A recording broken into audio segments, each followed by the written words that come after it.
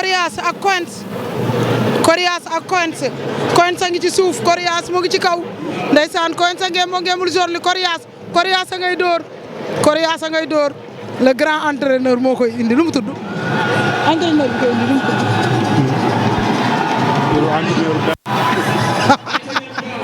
aca Coriace ak Quench aca Coriace waaye yow Coriace ngay déglu entraîneur ba di yow bul déglu moo ngay bàyyi la muy def di déglu Coriace ak Quench Coriace ak Quench Coriace ak Quench mbër baa ngay déglu entraîneur ba di gëstu di laaj entraîneur bi lu mu wax entraîneur bi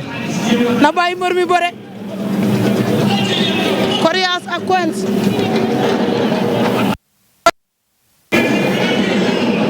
Coriace ak Quench Coriace ak Quench ay waay bi entraîneur Quench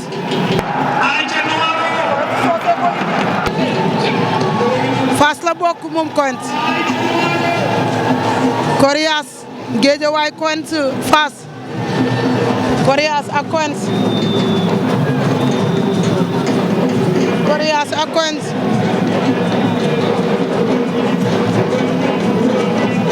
Coriace ak Quench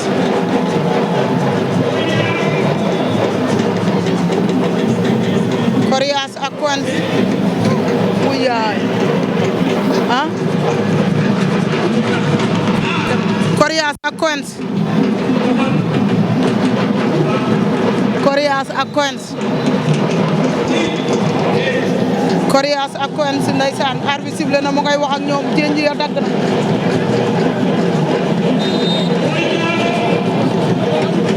Coriace ak Quench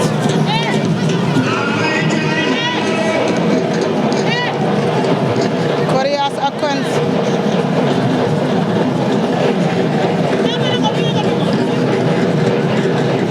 Coriace ak Quench Coriace ak Quench Coriace ak Quench ba léegi Coriace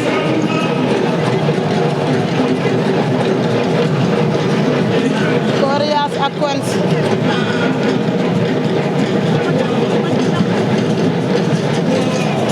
Coriace ak Quench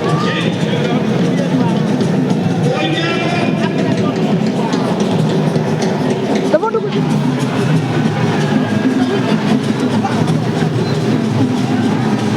am ndox de Coriace ak Quench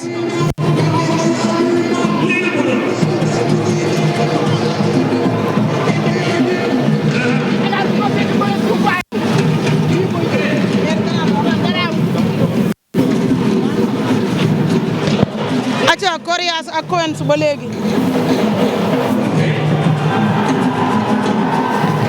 Coriace ak Quench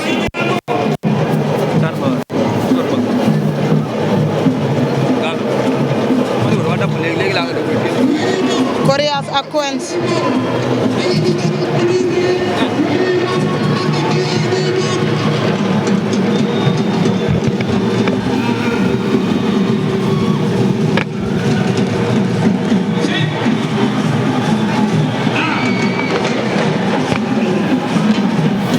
aca Coriace ak Quench ba léegi